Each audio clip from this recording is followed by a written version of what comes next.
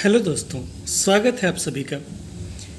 जिला शिक्षा पदाधिकारी पश्चिमी चंपारण की तरफ से जो काम हो रहा है, इस काम की जितनी भी प्रशंसा की जाए ये कम ही होगा। इससे पहले जहाँ तक बात हो रिक्तियों की गणना को लेकर लेटर निकालने का, या फिर आप देखिए यहाँ पर एक फॉर्मेट दिया हुआ है कि जिसमें रिक्तियों की गणना किस प्रकार से की जानी है, इसको लेकर जो फॉर्मेट बनाया गया है, इसको लेकर जितनी भी प्रशंसा की जाए पश्चिमी चंपारण के जिला शिक्षा पदाधिकारी की उतनी कम है। हम सलाम करना चाहते हैं ऐसे जिला शिक्षा पदाधिकारी को, और साथ में आप लोग को दिखाना चाहते हैं ये लेटर, ये फॉर्मेट, जिसमें आप देखेंगे कि रिक्तियों की गणना अगर इस तरीके से होगी तो किसी के मन में भी किसी तरह की कोई शंका रह ही नहीं जाएगी। आप देखिए कि कितने अच्छे तरीके से यहाँ पर रिक्ति गणना को लेकर एक फॉर्मेट निकाला गया है, और आप यहाँ पर देखिए एक एक कॉलम करके आपको पूरा स्पष्ट हो जाएगा कि अगर इस तरीके से रह गया तब कोई संदेह बचेगा ही नहीं। यहाँ पर अगर आप गौर से देखेंगे तो बाएं से दाएं की तरफ कई कॉलम बने हुए हैं। एक एक करके कॉलम को हम लोग देख के चलेंगे कि आखिरकार इन कॉलम में क्या लिखा गया।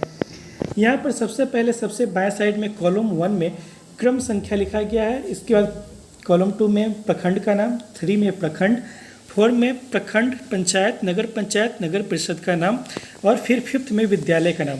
यानी कि पहले 5 कॉलम में आपको ये बताना है कि जो नियोजन इकाई है कौन सी नियोजन इकाई है, और इस नियोजन इकाई के अंतर्गत आने वाले विद्यालय का नाम कौन कौन सा है। इसके बाद अगर आप और दाहिने की तरफ चलेंगे तो 6ठे नंबर कॉलम में आप देखिए कि विद्यालय में कुल नामांकित छात्र कितने। कितनी अच्छी बात है, कितना अच्छा फॉर्मेट है कि टोटल यह पूछ लिया गया कि 1 to 5 में टोटल बच्चे कितने हैं जिनका नामांकन हुआ है, 6 to 8 में कितने बच्चे हैं जिनका नामांकन हुआ है, और टोटल इस विद्यालय में कुल कितने शिक्षक हैं, कुल में उर्दू भाषी कितनी है, कुल में बंगला भाषी कितनी है। यानी ये टोटल बच्चे नामांकित हैं, इनमें उर्दू बोलने वाले कितने बच्चे हैं और बांग्ला बोलने वाले कितने बच्चे हैं। इससे यह स्पष्ट हो जाएगा कि आखिरकार उर्दू शिक्षकों की कितनी ज़रूरत है। मान लीजिए कि उर्दू बोलने वाले छात्र अगर 80 हैं तो स्वाभाविक है शिक्षक 2 से 3 आपको चाहिए होंगे। इसी तरह से अगर बांग्ला बोलने वाले बच्चों की संख्या अगर 40 भी होती है तो कम से कम एक शिक्षक तो आपको यहाँ पे चाहिए ही होगा। इसी तरह से आगे अगर आप देखेंगे तो कॉलम 11 और 12 में जो लिखा गया है, 11, 12, 13, 14 में 30 मई 2022 तक कार्यरत जिला संवर्ग के शिक्षक यानी प्रधानाध्यापक की संख्या कितनी है, स्नातक प्रशिक्षित कला, स्नातक प्रशिक्षित विज्ञान, मैट्रिक प्रशिक्षित शिक्षक कितने हैं इन विद्यालयों में, ये बताना है। स्नातक प्रशिक्षित कला कहने का मतलब है कि 6 to 8 में जो ग्रेजुएट टीचर होते हैं और आर्ट्स सब्जेक्ट है, जैसे कि आपको साइंस है, जैसे आपको सोशल साइंस है, इसके अलावा हिंदी है, और इसके बाद जो इंग्लिश है, ये सब सब्जेक्ट हैं, ये आपको आर्ट्स सब्जेक्ट में काउंट होते हैं। इसी तरह से अगर स्नातक प्रशिक्षित विज्ञान है तो इसमें आपको गणित और विज्ञान के कितने शिक्षक हैं इनकी गणना होती है।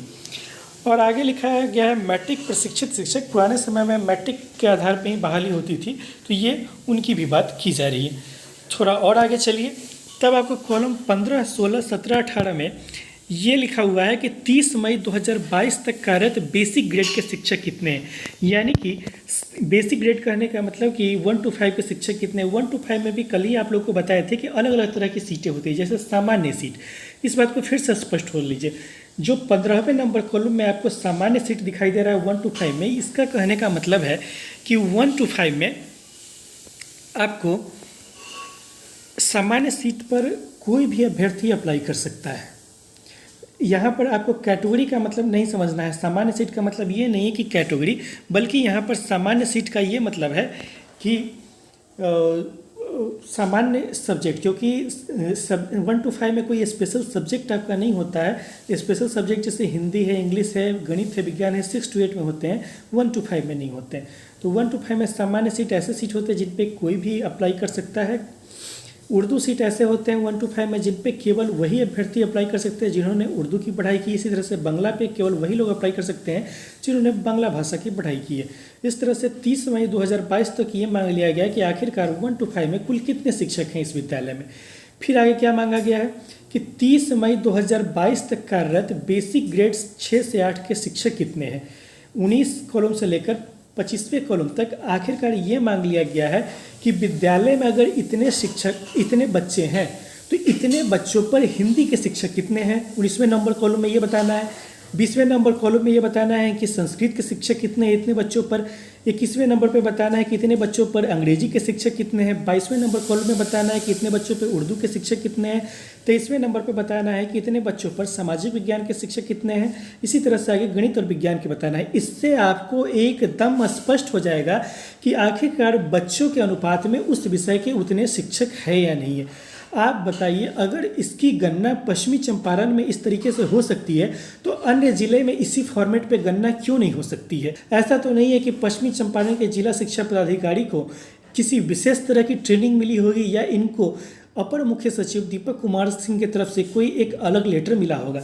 ये फॉर्मेट अगर पश्चिमी चंपारण में लागू हो सकता है तो हम आम अभ्यर्थियों के हित में इस बात की डिमांड करते हैं कि इसी फॉर्मेट पर गणना बाकी जिलों में भी की जाए, ताकि एकदम स्पष्ट हो सके कि 31 मार्च 2022 तक प्रत्येक विद्यालय में कितने बच्चों पर कितने शिक्षक हैं और किस विषय में कितने पदों की रिक्ति है। अगर ऐसे गणना हुई तो जो ये देखने में आ रहा है कि पुरुष वर्ग में हर एक कैटेगरी में शिक्षकों रिक्तियों की संख्या बहुत कम है, वो रिक्तियाँ निकलकर सामने आने लगेंगी।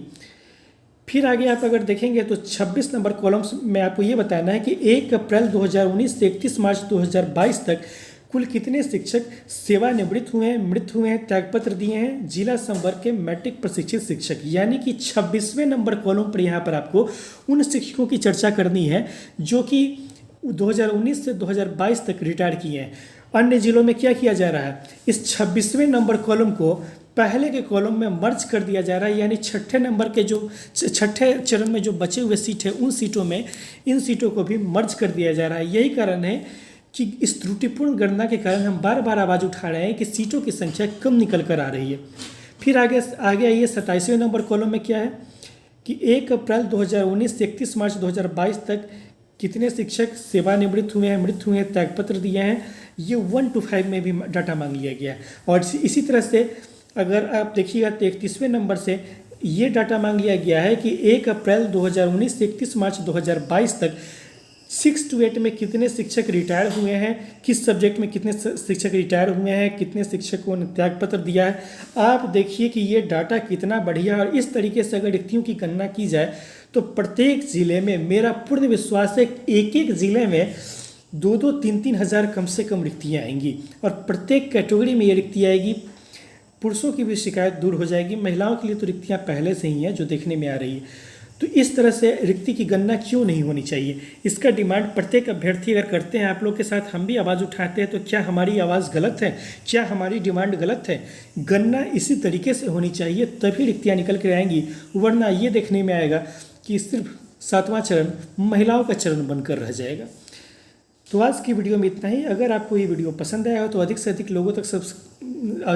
लोगों तक सेंड कीजिए और हमारे चैनल को सब्सक्राइब करना बिल्कुल मत भूलें। फिर आपसे मुलाकात होगी नेक्स्ट वीडियो में, तब तक के लिए धन्यवाद। Thank you.